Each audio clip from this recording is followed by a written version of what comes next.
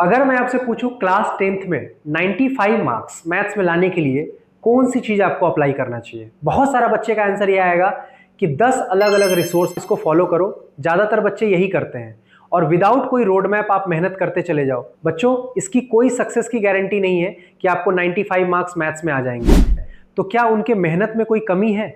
बच्चों, उनके मेहनत में कमी नहीं है, उनका एक स्मार्ट स्ट्रैटेजी विदाउट गोल के थ्रू अगर वो पढ़ रहे हैं तो उनका मार्क्स नहीं आएगा। अगर आप भी क्लास 10th में 95 मार्क्स लाना चाहते हैं तो सिर्फ स्ट्रैटेजी देखने से 95 प्लस आने की कोई गारंटी नहीं ले सकता। लेकिन बच्चों, अगर आप सही वे में एक सिलेबस को डिवाइड करके आप तैयारी करोगे देन आपका मार्क्स स्कोर हो पाएगा।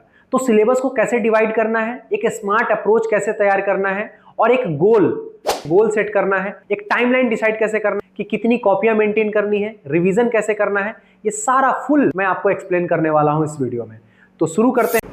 अगर मैं आपसे पूछूं क्लास 10th में अगर 95 मार्क्स अगर आपको स्कोर करना है तो सबसे पहला चीज क्या करोगे?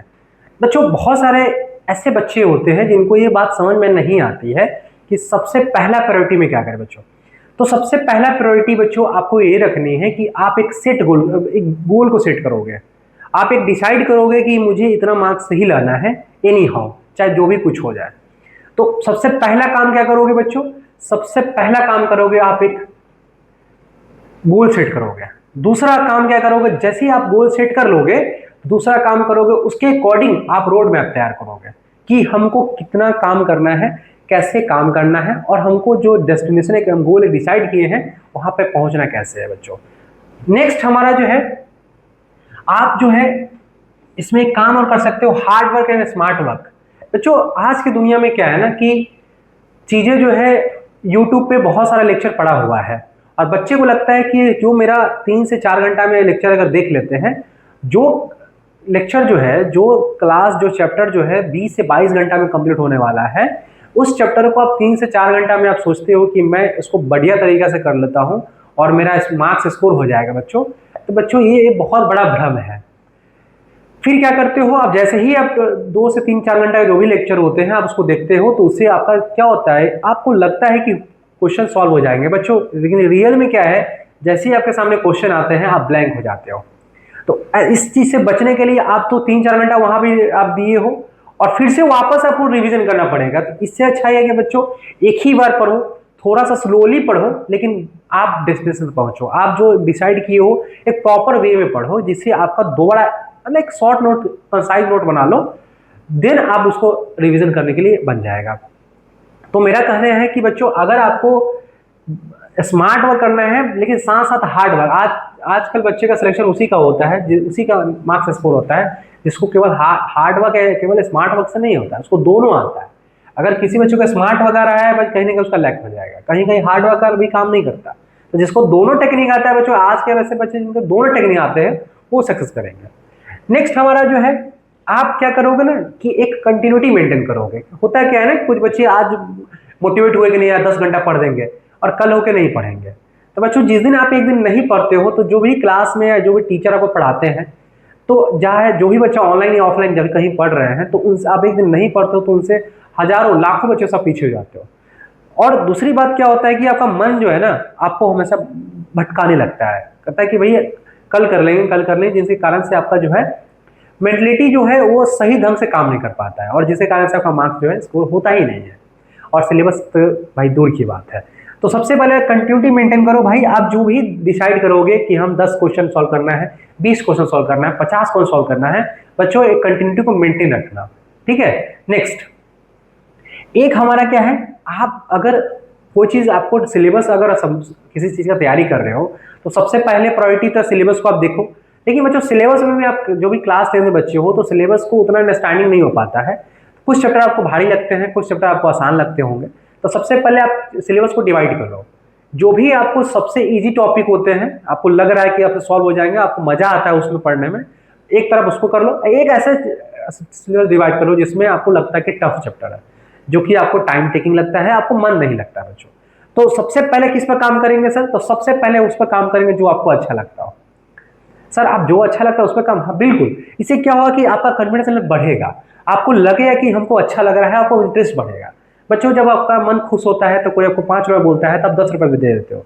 लेकिन मन खुश नहीं है ना बच्चों, तो आपको कोई अगर 1 रुपये भी मांगेगा तब नहीं दोगे। जस्ट लाइक माइंड मेरा उसी टाइप से काम करता है। अगर आपको पढ़ाई में मन लगने लगेगा, आपको चैप्टर समझ में आने लगेंगे, जो आपको मजा आता है, देन आपको जो डिफिकल्ट टॉपिक होगा वो भी आपको धीरे धीरे धीरे धीरे आपको समझ में आने लगेगा। तो सबसे इजी वाले जो भी टॉपिक को लग रहे हैं उसको पहले कंप्लीट करो, और जो भी आपको टफ लग रहे हैं उसको पहले सेपरेट कर लो, और देन उसको भी आप नेक्स्ट टाइम में उसको अप्रोच करना स्टार्ट करो।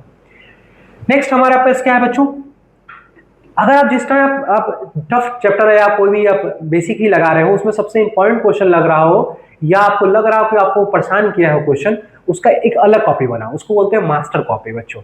उस मास्टर कॉपी में क्या होगा कि ऐसे क्वेश्चन का डालोगे, नहीं होता कि आप अगर वो मूवी देख रहे हो तो ऐसे कुछ विलन होते हैं जिसको भाई अलग रखा जाता है, स्पेसिफिक जगह पे होता है, वैसा ही तो ऐसे क्वेश्चन होंगे जिसको एक अलग कॉपी में डालो कि उसको आप जो है जब टाइम आएगा तो उसको रिवीजन कर पाओ।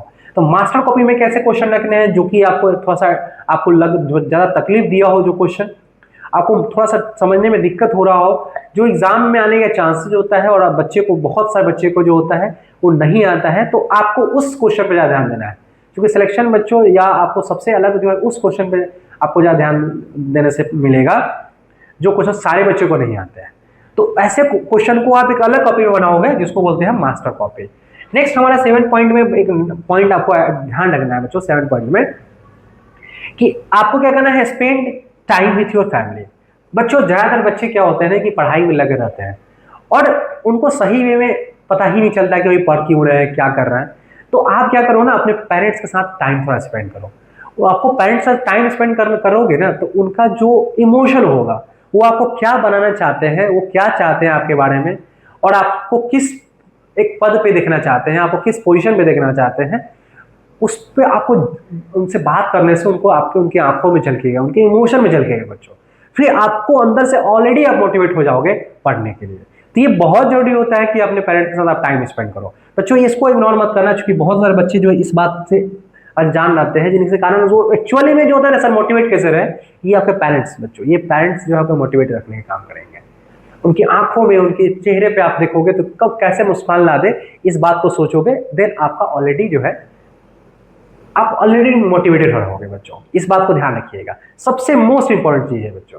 नेक्स्ट हमारा जो है बच्चों, ये एक पॉइंट है जो कि हम लोग जो है ना बहुत सारे रिसोर्सेज को यूज करने लगते हैं। लेकिन बच्चों स्टैंडर्ड बुक जो है ना, अगर आप सुनते होंगे कि भाई ज्यादा बुक नहीं पढ़ना चाहिए, एक ही बुक को 10 बार या 20 बार पढ़ लो, तो आप सही सुनते हो बट अप्लाई नहीं करते हो बच्चों। बोलते तो सब सही है, लेकिन उसका अप्लाई बहुत कम बच्चे कर पाते हैं। तो अप्लाई करने के लिए ध्यान रखना है कि सर हमको स्टैंडर्ड बुक फॉलो करना है। स्टैंडर्ड बुक में फॉलो करने के लिए क्या है, एनसीईआरटी तो आपको करना ही करना है, और साथ है एनसीईआरटी एग्जाम्पलर कर लेना बच्चों। और जो भी आपका पीवाईक्यू है उसको मल्टीपल टाइम्स आप एनसीईआरटी कर लो, एनसीईआरटी एग्जाम्पलर कर लो, और जो भी इसका पीवाईक्यू है मल्टीपल टाइम्स रिवीजन करोगे ना, तो आपका कॉन्फिडेंस लेवल अप हो जाएगा बच्चों। तो सबसे बड़ी छोटी चीज है लेकिन बहुत काम का चीज है बच्चों, स्टैंडर्ड बुक फॉलो करना। और एक है ना मिनिमम जो है ना बच्चों, मिनिमम आप रिसोर्सेज यूज करो। ज्यादा रिसोर्स नहीं करना है कि नहीं 10 बुक अलग अलग खरीद ला, अलग अलग पब्लिकेशन का बुक खरीद ला, ये सब ना करना नहीं। बुक खरीद के रखने से भाई अगर कोई टॉपर होता है तो मैं भाई किताब का दुकान में ही रह जाऊंगा, ऐसा नहीं। आप कम ही रिसोर्सेज यूज करो लेकिन मल्टीपल टाइम्स यूज करो बच्चों। बोलते सब है बट करते कम है, तो आप करोगे दे आपका सिलेक्शन होगा बच्चों, आपके पेरेंट्स आप पे प्राउड करेंगे। तो ये सब मूवमेंट आप क्रिएट कर सकते हो बच्चों। और ये अभी टाइम है, राइट टाइम अभी आपका क्लास 10 था, तो ये आपको ध्यान रखना। और नेक्स्ट जो है बच्चों, सबसे बड़ी बात जो है, खुद पर विश्वास रखो। दुनिया वाला तुमको कह रहा है कि भाई तुमसे नहीं होगा, सामने वाले बंदे बोल रहे हैं कि तुमसे नहीं होगा, लेकिन बच्चों तुमको खुद पर विश्वास होना चाहिए कि तुम जो चाहोगे, तुम जो करोगे हो जाएगा तुमसे। तो ये सबसे बड़ी पॉइंट है बच्चों कि आप जो है अपने पे विश्वास रखो, खुद पे विश्वास रखो। जो आप काम कर रहे हो आपको लग रहा है कि हम बेहतरीन काम कर रहे हैं, लेकिन दूसरे दुनिया से मत सोचो। तो बच्चों इसी के साथ आप जो है ये जो 10 पॉइंट आपको हम काउंट करवाए हैं, इसको बढ़िया से अपनी लाइफ में फॉलो कीजिए, और यकीन मानिए कि आपका जो है मार्क्स इंक्रीज करेगा, और लाइफ में भी आप अचीव करो। मार्क्स तो छोड़ दो भाई, आप लाइफ में भी इंक्रीज करोगे। ठीक है बच्चों, थैंक यू।